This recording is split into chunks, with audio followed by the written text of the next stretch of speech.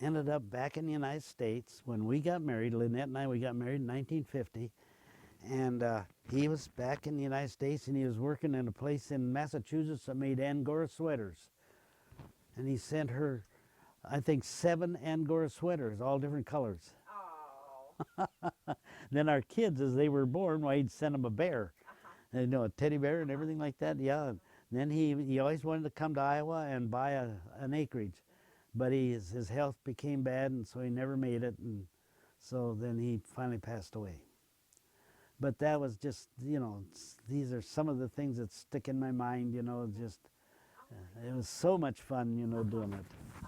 We went to Bavaria, and I bought for my mom, a 96-piece set of Bavarian china, they're hand painted. Well, that was just when I was getting ready to leave. I paid for them. We had them made special crates out of wood crates and everything, and boxed them up and everything like that, and Philip was going to take them and mail them out, you know, for me. I never got them. Nope. It was at the time when they hit our place. Oh, a lot of people lost everything. I lost a typewriter. I lost that, and everything. You know, they never was came. There was always somebody that would filch them off of the dock. You know. Somebody has a nice set of china. They sure do. It was blue and gold. Oh my gosh. It was beautiful. See. And it's too bad because I wanted my mom to have that real bad, see. But what the heck, I mean, that's just water over the dam anymore. So how long were you over there? 17 months. 17 months. And this was during the occupation. Yeah. And what was it like being in Germany? Well, it was fine. I mean, because they you know, when we didn't have any problems at all. I mean, you mixed with them real easy, and they were easy to talk to. If somebody didn't understand you and talking to somebody that they couldn't understand English, somebody would go get somebody else and come and they'd talk to you, you know. And but we didn't have any problem at all. It was I mean, they really was glad it was all over with. See, and of course I was at Auschwitz, you know, and I saw all these, you know, there's people that say that it never happened and everything. Well, I know it did because the piles of bones are just terrible. It was just crazy. You just can't believe it. What were you doing at Auschwitz? Was it just... We had a trip to go over there, 2 days, you know, and we went over there and saw that, see. They wouldn't allow us to take any pictures of it at all. But it was a frightening sight. And these huge big buildings where they would take them in and gas them out and everything. And just how anybody could, you know, do that to somebody else is just absolutely amazing. But then in 1946, in the spring of 1946, the government gave us a Swiss Rome tour.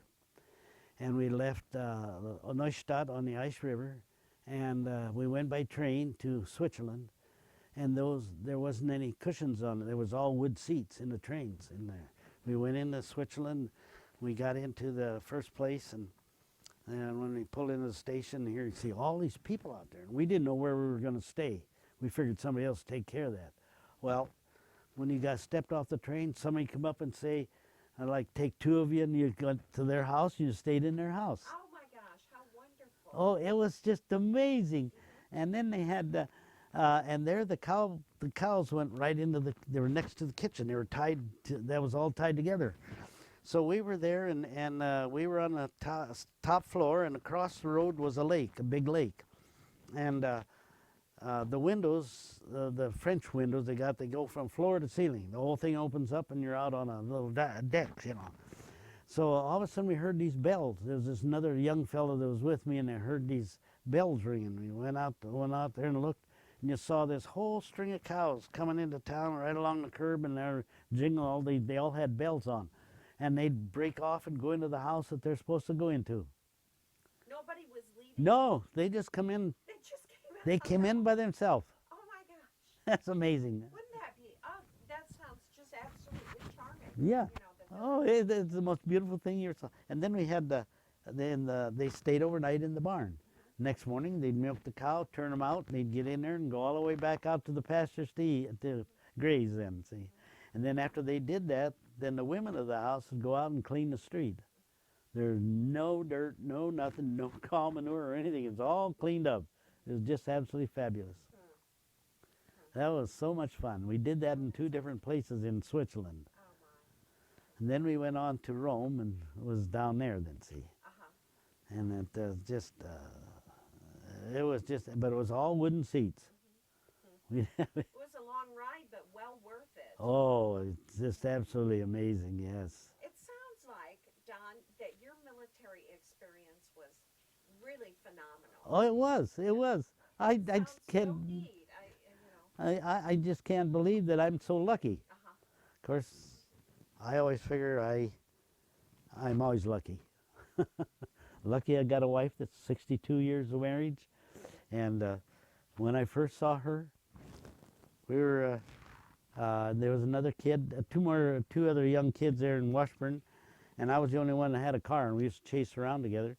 And then there was 3 Schmitz girls that lived on a farm down a ways, and we'd go over there, you know, and they'd play cards. And they had 2 little lakes that had freeze over solid, and we'd go out there ice skating and take. And the one of the fellas that would go with us, why he had a 34 Ford, and there wasn't any springs, any shock absorbers under it. But we'd take it out on that lake, and then we'd play crack the whip with it. And then we'd take those girls and put them in the back seat of that 34 Ford and go across the bean rows and like that, and they're bouncing. It was just funny as heck. We used to have some of the doggonest time.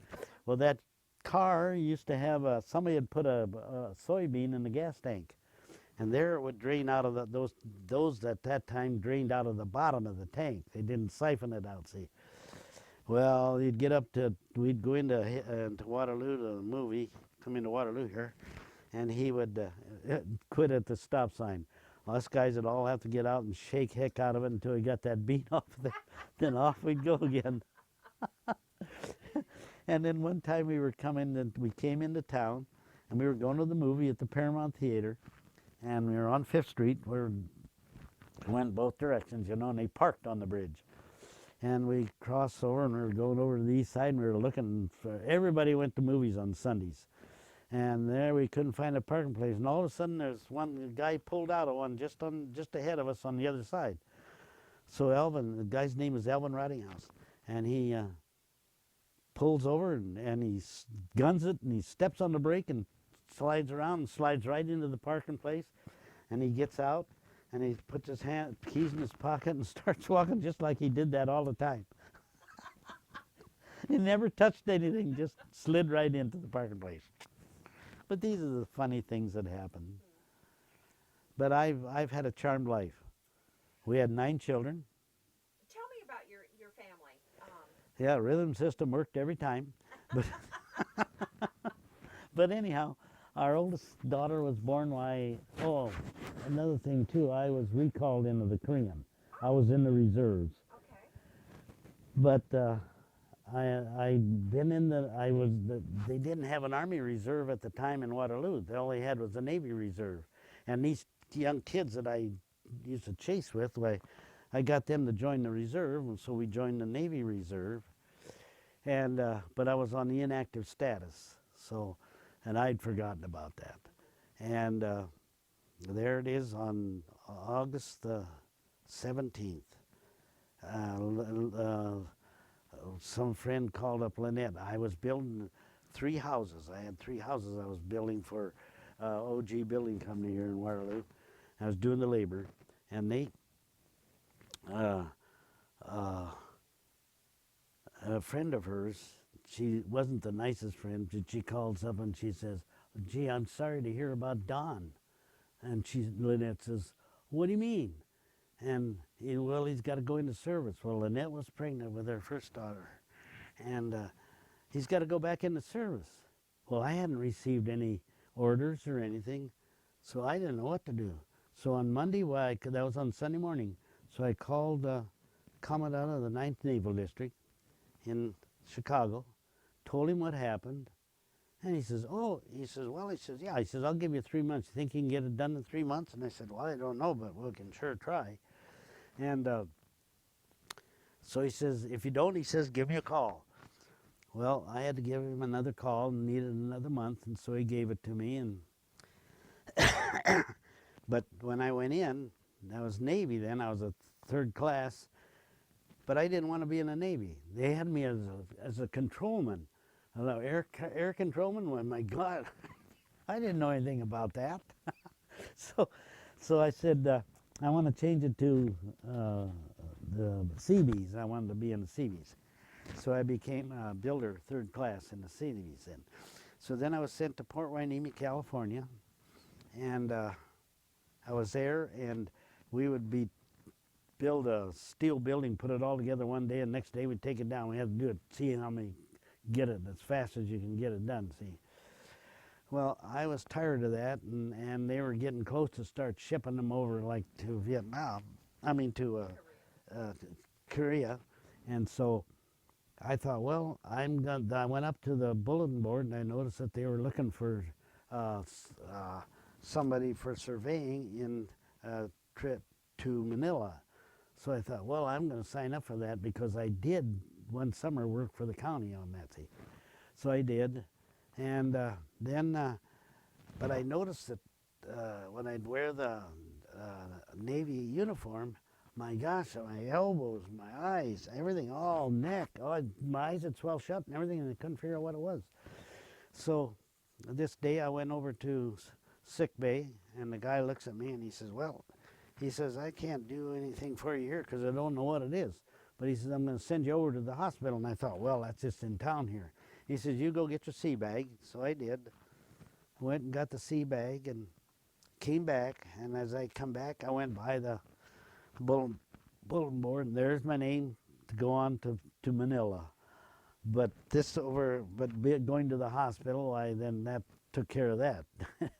So I went in there, and I ended up in Oceanside, California, at the Navy Hospital at Camp Pendleton. So I was in there, and they used me as a guinea pig to use for desensitizing me try to desensitize me against wool. And I had to pick up my own medication from the University of Southern California, and there was 4 little vial bottles of liquid wool, and then they injected it in between the first and second layer of skin.